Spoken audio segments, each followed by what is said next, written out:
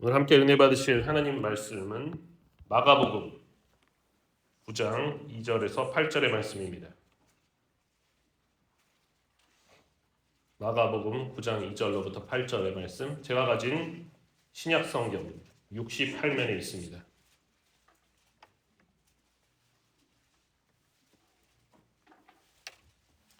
마가복음 9장 2절로부터 8절, 신약 성경 68면, 마가복음 9장 2절로부터 8절, 저와 여러분들이 한 절씩 교독하신 후에 8절을 합독하도록 하겠습니다. 엿새 후에 예수께서 베드로와 야고보와 요한을 데리시고 따로 높은 산에 올라가셨더니 그들 앞에서 변형되사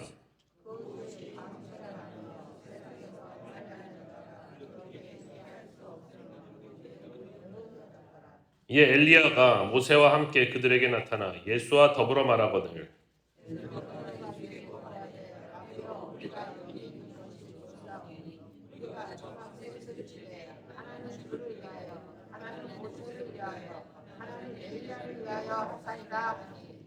이는 그들이 몹시 무서워하므로 그가 무슨 말을 할지 알지 못함이더라.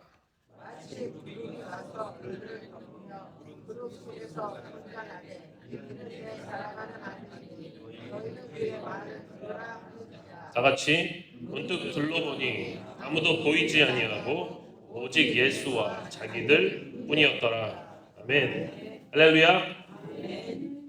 화요일 새벽 예배 나오신 모든 성도 여러분, 주님의 이름으로 환영하고 축복합니다.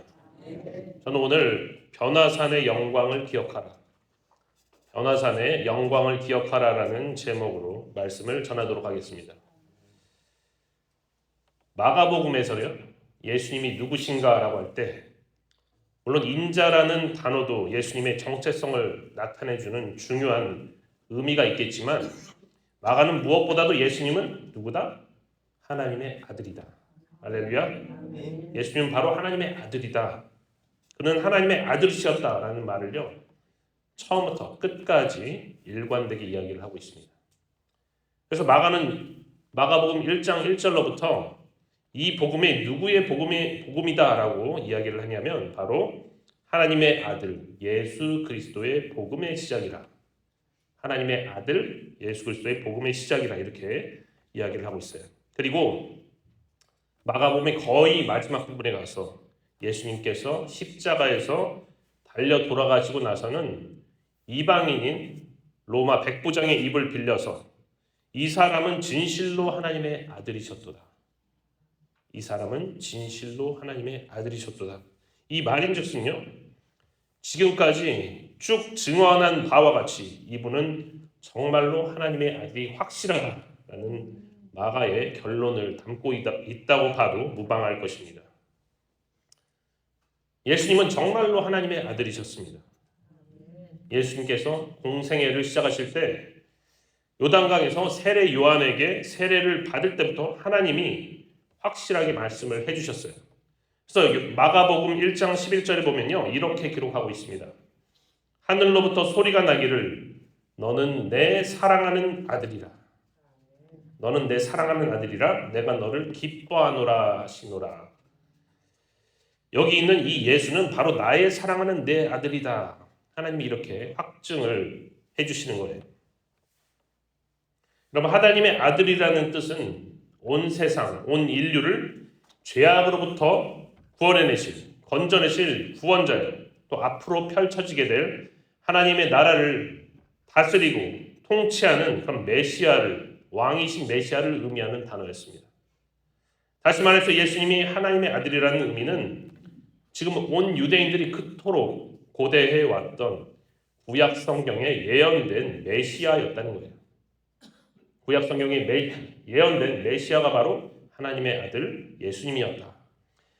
그래서 예수님은요, 공생의 기간 내내 하나님 나라의 일을 선포하며 가르치시며 또한 귀신을 쫓아내시고 치유의 기적을 행하셨습니다. 이것은요, 정말로 하나님의 아들로서만이 할 수 있는 일을 진짜로 행했다라는 의미가 되는 거예요. 그렇다면 예수님께서 이렇게 행하신 하나님 나라의 일을 보고 듣고 경험했던 사람들은 과연 어떻게 하는 것이 맞는 태도였겠습니까? 이렇게 하나님의 아들로서 했던 그런 일들을 보고 듣고 경험한 사람들 어떻게 하는 게 맞는 것입니까? 그들이 예수님을 진짜로 하나님의 아들 메시아로 믿고서 받아들였어야 하는 것이 맞는 것 아니겠습니까? 하지만 이상하게도요, 예수님이 기적을 행하실 때마다 어찌된 일인지 유대인을 대표하는 바리새인들과 서기관들은 율법과 규정에 들어맞지 않는다 지적하게 바빠요. 심지어 예수님을 죽이려고까지 모의를 합니다. 예수님은 또 가장 가까운 가족과 친척들 그들마저도 야야 그가 미쳤다 라는 반응을 보였습니다.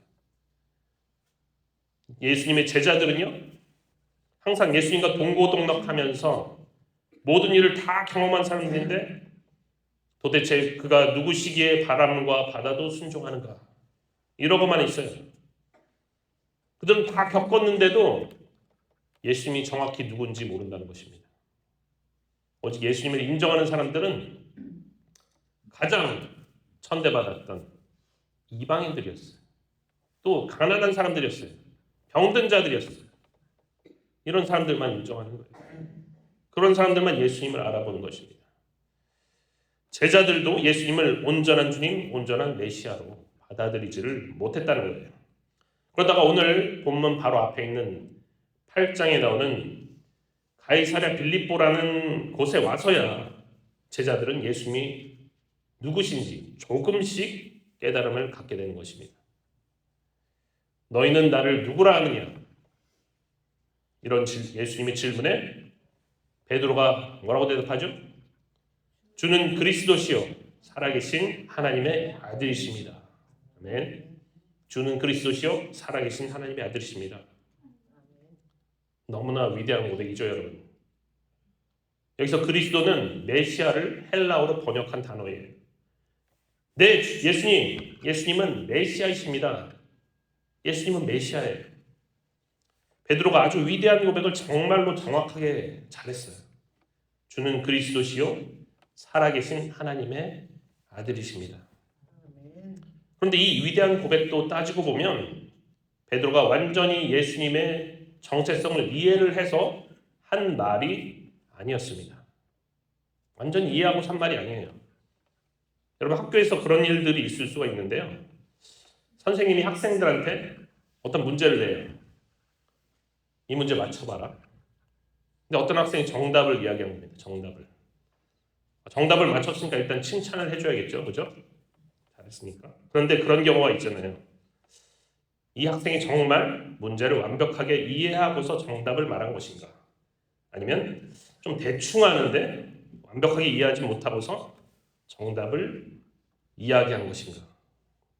결과적으로 답은 맞췄지만 과정이라든지 질문자의 의도를 모르고서도 답을 맞출 수 있는 경우가 종종 있어요. 종종 있습니다. 얼떨결에 대답을 했는데 맞추는 거죠. 그런데요, 가끔씩 조금 까다로운 선생님들이 계십니다. 그 중에는 조금 까다로운, 그냥 넘어가도 되는데 조금 까다로운 선생님은 이 학생이 진짜로 알고서 대답을 한 건지 아닌지 한번 확인을 하고 싶어요. 그래서 똑같은 문제인데 조금 꼬아서 다르게 한번 질문을 내는 거예요. 그랬더니 딱 걸리는 거죠. 야, 이놈이 확실히 모르는데 답은 맞춘 것이로구나. 칭찬이 갑자기 꾸중으로 변해버립니다. 지금 베드로의 경우가 딱 그랬어요. 예수님이 메시아인 건 맞췄는데 이 메시아가 하는 일이 정확히 뭔지는 모르는 겁니다. 그저 이 이스라엘을 괴롭히고 있는 이 이교도 이방인들 놈들을 싹 다 쓸어버리고 곧바로 이스라엘을 바로 세우실 줄 알았을 수도 있어요. 베드로가 그런 생각을 하고 있는데 예수님이 죽었다가 살아날 것을, 메시아의 일이죠 그것이, 죽었다가 살아날 것을 이야기하자마자 바로 예수님께 항변을 하는 거죠. 예수님, 절대 그럴 수 없습니다. 예수님 절대 돌아가셔서는 안 됩니다. 그런 일은 제가 선두에 서서 맡겠습니다. 예수님이 뭐라고 하십니까? 오 충성된 자야. 역시 나를 생각해 주는 건 나의 수석 제자뿐이로구나. 이러셨습니까? 뭐라고 그러셨어요? 사탄아, 내 뒤로 물러가라. 너 사탄아, 너 내 뒤로 물러가. 이렇게 말씀을 하셨습니다. 칭찬받는 자에서 갑자기 사탄이 되었어요. 그래서 사실은요, 이 베드로의 위대한 메시아 고백은요, 반쯤은 퇴색된, 약간은 멋쩍은 고백이 되어버리고 말았습니다. 마치 완전히 잘 알지 못하면서도 정답을 맞췄던 그런 학생과 같다는 거예요. 그럼 오늘 본문의 사건은 이 가이사랴 빌립보의 메시아 고백이 있었던 일이 있고 나서 엿새 뒤에 일어난 일을 그리고 있어요. 엿새 뒤. 6일이 지난 이후의 일이에요. 우리는 예수님께서 영광스러운 모습으로 변화된 이 사건을 흔히 무슨 산 사건이라고? 변화산 사건이라고 부릅니다. 변화산 사건. 예수님이 변화된 산에서 변화되셨기 때문에 변화산 사건이라고 불러요. 예수님은요, 자신의 제자들 중에서도 핵심 제자 3명만 데리고 왔습니다. 베드로, 야고보, 요한 이 3명만 데리고 높은 산으로 올라가셔서 일어난 일들을 보여주고 있어요. 이 변화산 사건은요, 정말 우리가 일상생활에서는 일반적으로는 경험할 수 없는 매우 신비한 초자연적 사건이었습니다. 근데 우리가 변화산 사건 이렇게 하면 주로 어떤 생각이 들게 되냐면, 변화산이 어디일까? 변화산이 어디에 있을까? 그 신비한 영산에 가면 나도 신비한 체험을 할 수 있을까? 이런 생각을 주로 하게 된다는 거예요. 변화산은 지금 이스라엘에 가면요, 갈릴리 호수 서남쪽에 위치한 다볼산이라고들 많이 알고 계실 겁니다. 성지순례 가면 다볼산에 있는 변화산 교회도 가고 그렇습니다. 근데 최근 학자들은요, 변화산이 다볼산보다는 오히려 갈릴리 호수의 발원지가 되는 북쪽의 헤르몬산이 더 유력하다라고 이야기를 해요. 왜냐하면요, 여기 예수님이 어떤 산으로 갔다 이렇게 성경에 써 있으니까 2절에 보면 따로 높은 산에 갔다라고 돼 있어요. 높은 산에 갔다. 근데 다볼산은요, 높이가 한 588m 정도 돼요. 588m. 여기 근처에 하남 쪽에 있는 검단산이 650m가 오는데 거기보다 좀 낮습니다.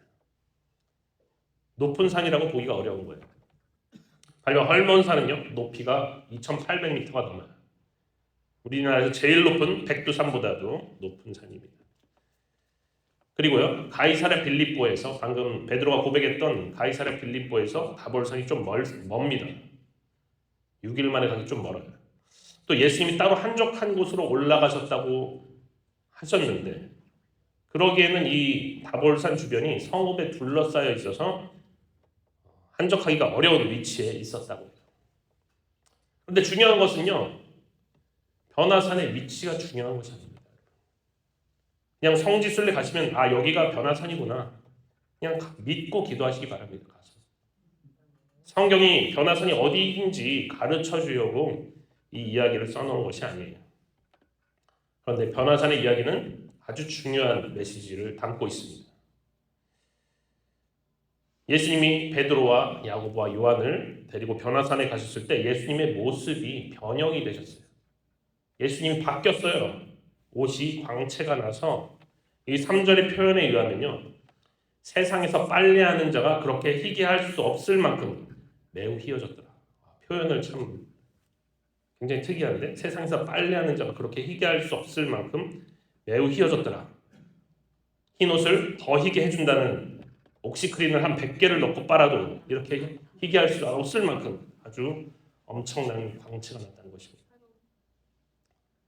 그리고 나서 누가 나타났어요? 4절에 보니까 엘리야가 모세와 함께 그들에게 나타나 예수와 더불어 말하거늘, 이렇게 성경은 말씀하고 있습니다. 엘리야와 모세가 제자들의 눈앞에 떡하니 나타난 거예요. 그동안 예수님이 누구신지, 예수님이 정체성에 대해서 미적지근한 믿음을 가지고 있었던 제자들 앞에 이스라엘의 역사요, 이스라엘의 위대한 선지자인 모세와 엘리야가 나타난 것만 해도 그야말로 놀랄 노자, 기절초풍할 일인데 모세가 지금 엘리야와 더불어서 예수님과 더불어 말하고 있는 거예요. 모세와 엘리야가 예수님과 더불어 말하고 있다. 여기 더불어 말하고 있다는 말의 뉘앙스는요, 엘리야와 모세가 더 높은 상관을 뵙고 인사를 드리는 거예요. 아련하고 있다라는 의미가 되는 것입니다. 아니, 예수님 이런 분이셨어? 모세가 엘리야가 와서 이렇게 인사를 드리는 분이셨어. 신명기 18장 15절에서요. 모세는 백성들에게 이렇게 이야기하는 거예요. 내 하나님 여호와께서 너희 가운데 내 형제 중에서 너를 위하여 나와 같은 선지자 하나를 일으키시리니 너희는 그의 말을 들을지니라. 나와 같은, 이 모세와 같은 선지자를 일으킨다고 하나님이 그러셨으니까 너는 그가 오면 그의 말을 들어라. 유대인들은 이 말씀을 가슴속에 꼭 간직하고 있었습니다. 또 말라기 4장에는 뭐라고 나오느냐? 4장 5절에 보라 여호와의 크고 두려운 날이 이르기 전에 내가 선지자 엘리야를 너희에게 보내리니. 크고 두려운 날이 뭡니까? 종말의 날인데 종말의 때에 내가 엘리야를 보낼 것이다. 이 말씀도 유대인들은 똑똑히 기억하고 있었어요. 그런데 오늘 제자들의 눈앞에 이 두 사람이 나타나서 예수님과 대화를 하고 있는 것이 아니겠습니까? 그야말로 눈앞에서 제자들은 하나님 나라를 경험을 하고 있는 거예요. 눈앞에서. 베드로가 이렇게 정신이 없는 가운데 5절에서 이렇게 말합니다. 베드로가 예수께 고하되 랍비여 우리가 여기 있는 것이 좋사오니 우리가 초막 셋을 질 때 하나는 주를 위하여 하나는 모세를 위하여 하나는 엘리야를 위하여 하사이다 하니. 와 주님 여기가 진짜 천국이로군요. 여기가 말로 듣던 하나님 나라 천국이로군요. 여기 그냥 세 분이 머무실 초막 셋을 짓는 것이 좋을 것 같습니다. 여러분 베드로가 왜 이 말을 했을까요? 베드로가 왜 이런 말을 했어요? 6절에 나옵니다. 6절에 뭐라고 나옵니까? 이는 그들이 몹시 무서워함으로 그가 무슨 말을 할지 알지 못합니다. 무서워서 그런 거예요. 아무 말이나 막 한 거예요. 지금. 정신이 없는 거예요. 예수님께서 비범하신 분인 줄은 알았고 막상 하나님의 아들이라고 자기가 고백은 했지만 진짜 눈앞에 모세와 엘리야가 나타나서 예수님께 이렇게 할 줄은 상상도 하지 못했거든요. 예수님이 이렇게 변형이 될 줄은 상상도 하지 못했거든요. 와, 그냥 여기 있는 것이 좋겠습니다. 그래서 이러고 있는 거예요. 베드로가 약간 횡설수설하는 말이지만 이렇게 베드로가 이야기했다는 것은요. 지금 그들 앞에 일어난 일이 단지 환상으로 보여진 것이 아니다라는 것을 우리에게 알려주고 있어요. 환상으로 일어난 것이 아니다. 만약 이것이 환상이었으면 초막 셋을 짓겠다 이런 말을 할 필요가 없는 거예요. 진짜로 일어난 일이라는 것입니다. 예수님이 변형된 것도 모세와 엘리야가 나타난 것도 또 예수님과 대화하고 있는 것도 실제로 일어난 일이라는 것을 베드로의 말을 통해서 우리에게 알려주는 거예요. 성경에는요. 제자들이 그들을 만져봤다는 이야기는 없지만 만약 만져봤더라면 만질 수 있었을 거예요. 그래서 사실이라는 거예요. 이것이. 그리고 그때 구름이 나타나서 제자들을 덮으면서 구름 속에서 하나님이 말씀하십니다. 반신반의하던 제자들의 마음속에 확실한 말씀으로 도장을 꽝 찍어주시는 거예요. 6장 7절 보니까 마침 구름이 와서 그들을 덮으며 구름 속에서 소리가 나되 이는 내 사랑하는 아들이니 너희는 그의 말을 들으라 하는지라. 이 예수는 내 사랑하는 아들이다. 너희가 마주하고 있는 예수가 바로 하나님의 아들 메시아이다. 하나님께서 이렇게 확실하게 말씀으로 확증을 해주셨으니까 예수님이 정말로 메시아가 맞다는 것을 알 수가 있는 것이죠. 그런데 정작 중요한 것은 무엇이냐? 바로 그 뒤에 나오는 말씀이에요. 너희는 그의 말을 들으라. 너희는 그의 말을 들으라. 너희는 하나님의 아들 예수의 말을 들으라. 이 예수가 바로 하나님의 아들 메시아가 확실하기 때문에 너희는 그가 하는 말을 다 믿음으로 받아들여라 하는 그런 뜻인 것입니다. 너희는 그의 말을 들으라. 그렇다면 앞으로 예수님께서 제자들에게 하실 말씀이 무엇이었길래 하나님은 그의 말을 들으라고 하신 것일까요? 무슨 말을 하시려고? 그것은 바로 예수님께서 고난을 당하고 십자가에 못 박혀 죽게 될 것이며 그러나 3일 만에 다시 살아날 것에 대한 말씀이었습니다. 그의 말을 들으라고 했던 것은 그거예요. 바로 앞에서 가이사랴 빌립보에서 베드로가 위대한 신앙 고백을 하고도 받아들일 수가 없었던 그런 십자가의 고난과 부활에 대한 말씀을 제자들에게 듣게 하기 위해서, 믿게 하기 위해서 제자들에게 이 변화산의 영광을 보는 것이 허락된 것이었어요. 아, 이것이 정말 사실이구나. 확실하게 하나님 나라가 있고 부활도 확실히 있겠구나. 제자들은 이런 깨달음을 얻었을 것입니다. 여러분, 성경은요, 예수님께서 고난과 수치를 당하는 것을 뭐라고 표현하고 있냐면요, 고난과 수치를 당하는 것을 뭐라고 표현하고 있느냐, 바로 예수님께서 영광을 받으시는 것이다, 이렇게 표현합니다. 고난을 받으시는 것을 예수님께서 영광을 받으시는 것이다, 이렇게 이야기를 해요. 예수님의 순환은 예수님의 영광 받기 위한 희생이라는 것입니다. 우리는 이렇게 생각할 수가 있겠죠. 아니, 지금 제자들이 변화산에서 본 것만 해도, 예수님의 옷이 광채가 나며 휘어진 것만 해도 엄청난 영광인데 왜 굳이 예수님이 또 영광을 위해서 고난을 당해야 하는 것입니까? 이미 영광스러운 거 아닙니까? 왜 그런 것입니까? 그것은 하나님의 아들이신 예수님이 우리와 함께 영광을 받으시기 위함인 줄로 믿습니다. 할렐루야. 우리와 함께 영광을 받으시고자 우리를 죄에서 건져주시고 우리를 왕같은 제사장으로 삼아주시고자 십자가의 고난을 감수하신다는 것입니다. 우리를 같이 영광받게 하기 위해서. 사랑하는 성도 여러분, 우리도 베드로, 야고보, 요한과 같이 이런 초자연적 체험을 하면 얼마나 좋겠어요. 그렇죠? 눈앞에 보여지고 모세도 만나고 엘리야도 만나고 얼마나 좋겠어요. 그런데 제가 오늘 말씀 제목을 변화산의 영광을 기억하라라고 했습니다. 변화산의 영광을 기억하라라고 지은 데는 다 이유가 있어요. 우리의 삶에서 기적적인 일을 체험한다면 너무나 좋은 일입니다, 여러분. 그런데 그것이 다 믿음으로 이어지는 것이 아니에요. 기적을 체험한 것이 다 믿음으로 이어지지 않아요. 오히려 믿음을 가지고 이 말씀을 바라보는 것이, 이 변화산의 사건을 우리의 신앙 고백으로 삼는 것이 더 바람직한 일임을 믿으시기 바랍니다. 하나님의 나라는 이미 시작이 되었고 반드시 완성이 됩니다. 예수님은 반드시 이 땅에 왕으로 다시 오십니다.